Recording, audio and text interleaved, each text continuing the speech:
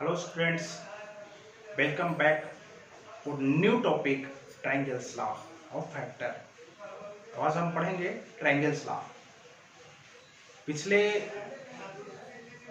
Lecture में हमने पढ़ा types of resultant of vector. Resultant of vector का ही एक पार्ट है ट्रायंगल्स लॉ कि जो हम किसी भी दो या टू और मोर वेक्टर का रिजल्टेंट निकालते हैं उसमें से एक मेथड में से है ज्योमेट्रिकल मेथड। ज्योमेट्रिकल मेथड में एक मेथड है आपका ट्रायंगल्स लॉ। अब ट्रायंगल्स लॉ के बारे में पढ़ने से पहले हम एक टॉपिक पढ़ेंगे same order and opposite order. तो सबसे पहली बात कि जब कोई वेक्टर है, मान लीजिए वेक्टर है तो ये हेड है, ये टेल है, ये और ये क्या है, हेड है। ये हेड है, ये टेल है।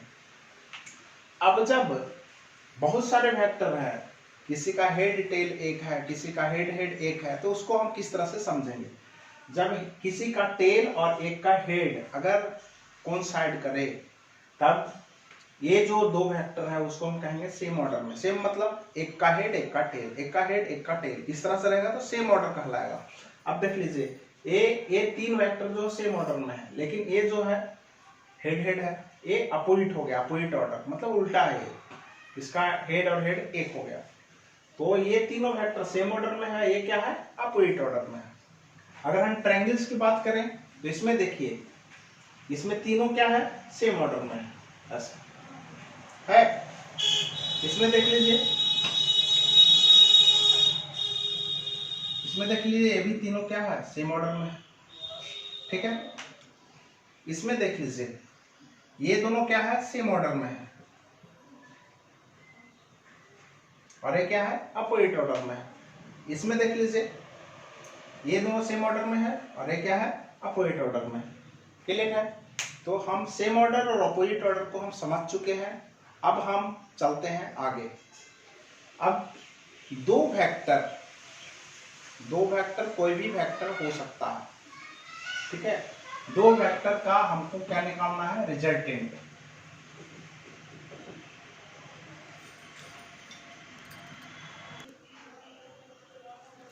तो हम पढ़ेंगे ट्रायंगल्स लॉ है क्या। तो ट्रायंगल्स लॉ जब दो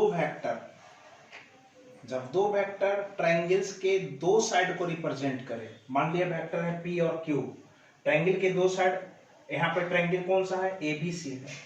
ABC के दो साइड, ABC रिप्रेजेंट कर रहा है P और BC को रिप्रेजेंट कर रहा है क्या, Q।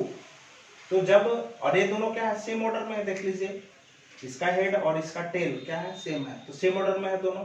तो जब कोई दो वेक्टर किसी ट्रायंगल के दो साइड को रिप्रेजेंट करे सेम ऑर्डर में, तो जो तीसरा साइड है अपोजिट ऑर्डर में, वह क्या होगा, आपको रिजल्टेंट होगा।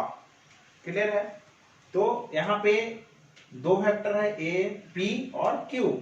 पी है जो एबीसी रिप्रेजेंट कर रहा है और बीसी को रिप्रेजेंट कर रहा है क्यू, सेम ऑर्डर में है दोनों। तो जो थर्ड साइड है एसी, वह रिजल्टेंट होगा। क्लियर। रिजल्टेंट को हम आर से लिखते हैं, आर लिखे हैं, तो रिजल्टेंट यहाँ पे क्या है, एसी। क्लियर है।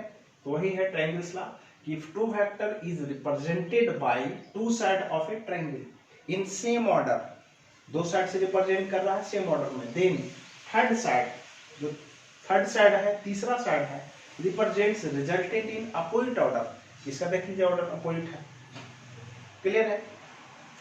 अब यहाँ पे ये P है, इसका मैग्नीट्यूड अगर हम लेंथ के हिसाब से देखें तो ये P को रिप्रेजेंट करेगा, मैग्नीट्यूड को रिप्रेजेंट करेगा, ठीक है।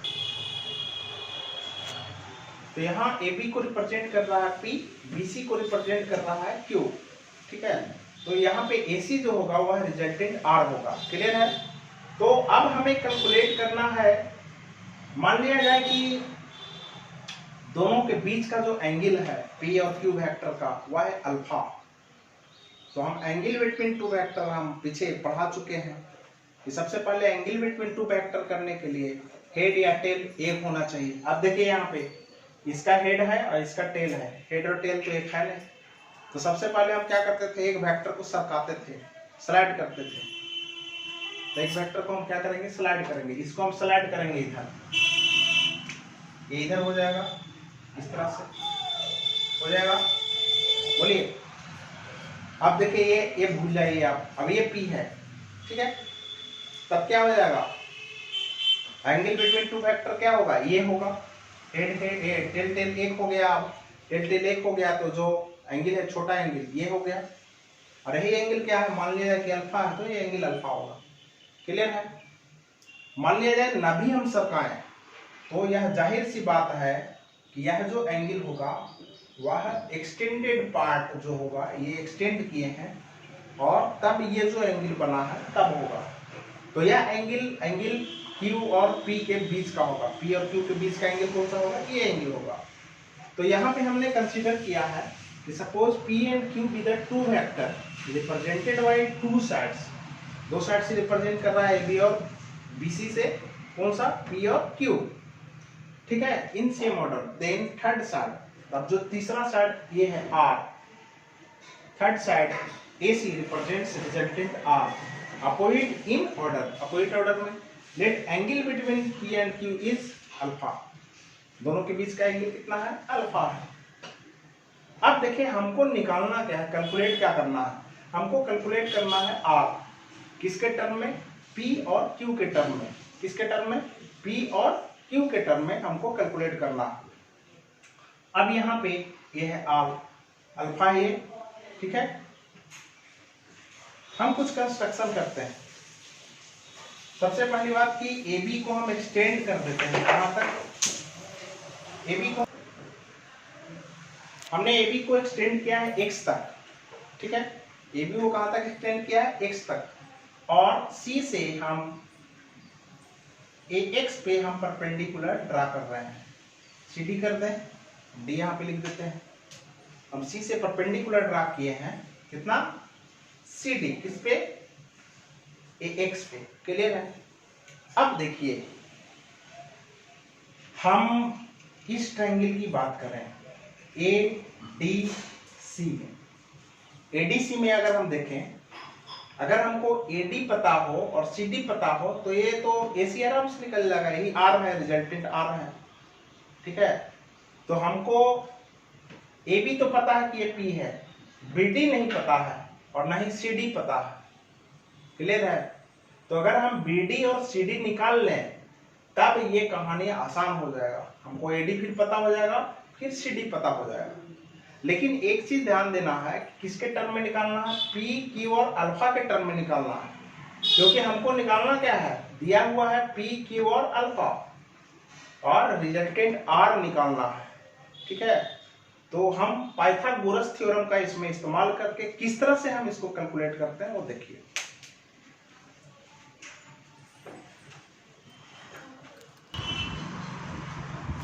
यहाँ पे हमको निकालना है क्या, CD और BD। तो इस ट्रायंगल में हम देखेंगे, इन ट्रायंगल BDC में, in triangle BDC sine alpha कितना होगा, इस ट्रायंगल की बात कीजिए, इस ट्रायंगल में देखिए आप, साइन अल्फा कितना हो जाएगा, CD बाई BC होगा। तो यहाँ पे साइन अल्फा कितना, CD बाई BC। अब हम इसको CD को लिखना चाहेंगे तो CD इसका कितना हो जाएगा, BC साइन अल्फा, ठीक है, और BC कितना है आपको, Q है। देखिए ये जो है पोर्शन वो Q है, ये कितना है, ये Q है। तो यहाँ पे CD इसका कितना हो जाएगा, Q साइन अल्फा, CD कितना हो जाएगा, ये Q साइन अल्फा, इसको इक्वेशन 1 मान। अगेन हम उसी ट्रायंगल में जाएंगे, cos अल्फा कितना हो जाएगा, cos अल्फा इसका कितना हो जाएगा, BD by BC base by hypotenuse, ठीक है। तो BD कितना हो जाएगा, BC cos अल्फा। क्लियर है? तो BD इक्वल टू BC है कितना, Q है, Q cos alpha, second equation. Now हमको निकालना है R, ये AC, ठीक है, क्या निकालना है, AC, किसके टर्म में, P, Q और अल्फा के टर्म में। तो हम अगर AC की बात करेंगे इस ट्रायंगल में ADC में, किस ट्रायंगल में, ADC में, AD square plus CD square इसका तो क्या हो जाएगा, AC स्क्वायर, पाइथागोरस थ्योरम से, ठीक है। तो now in triangle ADC from Pythagoras theorem, ठीक है, Pythagoras theorem AC square equal to AD square plus CD square. अब यहाँ पे AD ये है, AD को हम लिख सकते हैं AB plus BD, AB plus BD। तो AD इक्वल टू कितना हो जाएगा, AB प्लस BD का whole square plus CD square. कोई दिक्कत? अब यहाँ आ जाइए आप, AC square equal to AB square, AB plus BD का whole square plus CD square. Clear है? यहाँ तक कोई दिक्कत नहीं। अब यहाँ पे AB है, कितना है आपको, P है, P लिख दिए।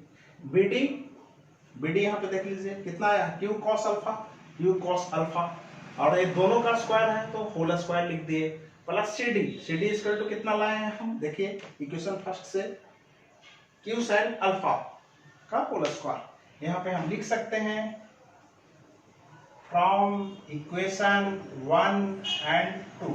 क्लियर है? अब इसको A माने, इसको B माने, तो A प्लस B का whole square, A square plus B square plus 2AB 2PQ cos alpha. अब इसको स्क्वायर करेंगे तो Q स्क्वायर और साइन स्क्वायर अल्फा। क्लियर है? अब यहाँ पे P square plus Q square, यहाँ और यहाँ से देख लीजिए, यहाँ sine square alpha cos square alpha. ठीक है? यहाँ Q स्क्वायर क्या है, कॉमन है, Q स्क्वायर कॉमन लेते हैं तो हो जाएगा sign square alpha plus cos square alpha. Clear है? प्लस 2PQ cos अल्फा, और sine square alpha cos square alpha कितना होता है, 1 होता है, तो Q square into 1 Q square, और ये ज्यों का त्यों रहेगा 2PQ cos अल्फा। अभी R स्क्वायर का इतना निकल गया, और R हम लिखेंगे, स्क्वायर हटाएंगे तो ये हो जाएगा under root P square Q square plus 2PQ cos alpha का अंडर रूट। क्लियर है? तो यहाँ पे ये रिजल्टेंट R निकला। क्या है रिजल्टेंट R? ये R का मैग्नीट्यूड निकला, ये मैग्नीट्यूड कितना होगा, लेकिन हमको डायरेक्शन तो पता नहीं है R का। तो डायरेक्शन के लिए क्या करते हैं, तो जो क्वेश्चन है उसमें दिया रहेगा P का डायरेक्शन। अगर हम ये बता दें कि P के डायरेक्शन से R का डायरेक्शन जो है वह किसी पार्टिकुलर एंगल पे है, मान लिया जाए कि वो एंगल है साई, क्या है, साई मान लें। ठीक है? P का एंगल तो दिया रहेगा क्वेश्चन में, R का एंगल नहीं दिया रहेगा। तो यहाँ पे क्या करते हैं हम, P के एंगल से हम कंसिडर कर लें कि जो R का एंगल है वो साई है, तो हमको क्या निकालना है, साई निकालना है। देखिए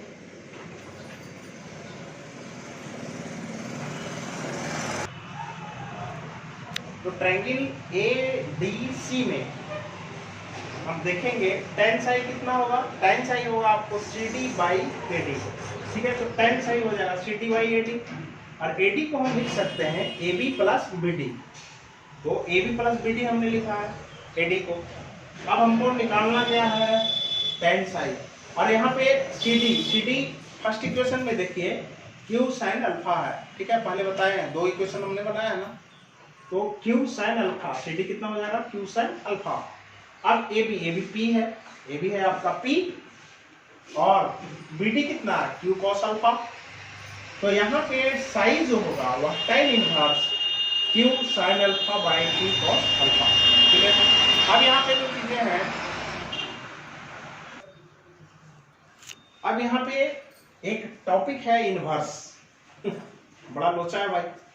तो यहाँ पे मान लिया जाए कि tan 45 कितना होता है, 1 होता है, तो इसको हम लिखते हैं उल्टा इनवर्स के रूप में कि tan inverse 1 equal to 45 degree. यह किसी एंगल को, पार्टिकुलर एंगल को रिप्रेजेंट करता है।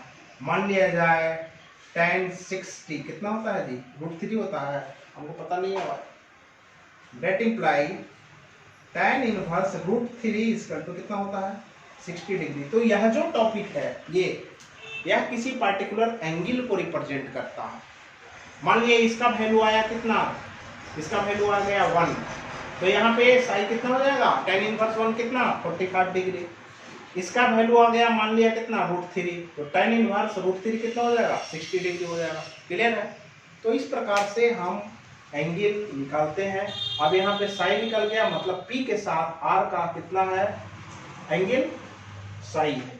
Psi equal to tan inverse Q sin alpha by P plus Q cos alpha. Clear है? इस पे आधारित हम क्वेश्चन को सॉल्व करेंगे। 2 वेक्टर है जिसका मैग्नीट्यूड कितना है, 10 है ना, 10 न्यूटन हो सकता है, 10 मीटर हो सकता है, 10 यूनिट हो सकता है, कुछ भी है, 10 है, यूनिट नहीं दिया हुआ है। तो कैलकुलेट रिजल्टेंट, यहाँ भी सेम है, लेकिन ये दोनों क्वेश्चन अलग अलग है। इसको देखिए, बनाइए, उसके बाद हम इसको बताते हैं।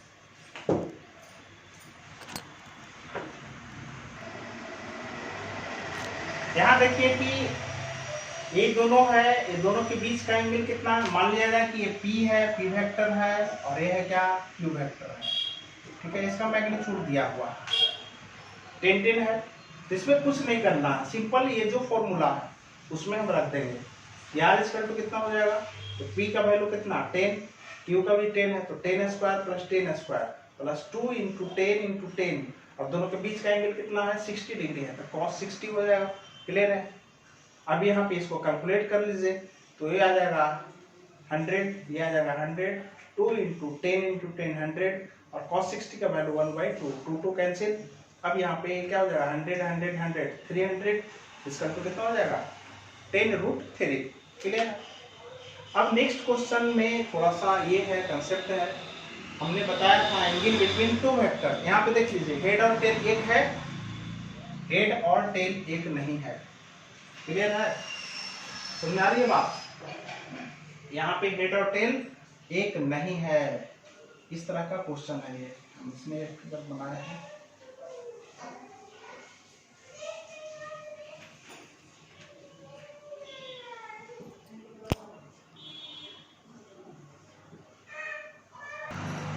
हेड और टेल एक करने के लिए इसको क्या करेंगे, हम सरकाते हैं, स्लाइड करते हैं। इसको हमने स्लाइड किया तो हेड एक हो गया। अब हेड एक हो गया, ये एंगल दिया हुआ था 60 डिग्री, देख लीजिए, ये फिगर इसको हम स्लाइड किए, ये एंगल दिया हुआ था 60 डिग्री, हमको ये एंगल निकालना। ये एंगल कितना हो जाएगा, ये टोटल 180, तो ये एंगल 60, तो ये हो जाएगा 120। तो दो वेक्टर के बीच का एंगल कितना है 120 हो गया। अब एंगल निकल गया, दोनों का मैग्नीट्यूड दिया हुआ है, तो अब कोई समस्या ही नहीं है। अब इसको P मानिए, इसको Q मानिए, तो P square plus Q square plus 2PQ cos alpha, alpha की जगह पर 120 डिग्री, और 120 का वैल्यू होता है -1/2। ये ट्रिग्नोमेट्री में है, मैथमेटिकल फिजिक्स देख लीजिएगा। तो यहाँ पे ये -1/2 है, तो ये 100 माइनस में और एक प्लस में, ये कैंसिल हो गया, बचा 100, 100 का √10, तो 10 यूनिट होगा। क्लियर है। तो यहाँ पे सारे जो न्यूमेरिकल हैं, और भी बहुत सारा न्यूमेरिकल है, उसका हम अलग एक यूनिट बनाएंगे, वीडियो बनाएंगे, लेक्चर बनाएंगे। और आपके पास जितना भी प्रेसिस है, डीपीपी है, उसको पहले बनाइए। उसके बाद आप क्या बनाएं, डीपीपी के बाद आप जो भी आपके पास किताब है उसको बना सकते हैं। फिर आपका एक्सरसाइज है जो हमारे असाइनमेंट में है, उसको बनाइए। फिर इरोडो में फैक्टर नहीं है, काइनेमेटिक्स से शुरू है इरोडो, तो काइनेमेटिक्स हम करेंगे, तब हम इरोडो शुरू करेंगे। क्लियर है। तो सबसे पहले इसको आप कीजिए और भी प्रॉब्लम्स को बनाइए, ठीक है। और इस वीडियो को ज़्यादा से ज़्यादा शेयर कीजिए, अपने बच्चों को बताइए, ठीक है।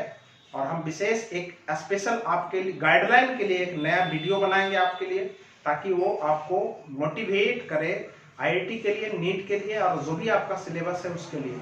आपका नीट कैसे होगा, किस तरह से आप पढ़ाई करें, उसके लिए हम एक स्पेशल वीडियो बनाएंगे। तो फिलहाल अगले वीडियो लेक्चर के लिए हम छोड़ देते हैं, तो बने रहें आदर्श के साथ ब्रेक के बाद में।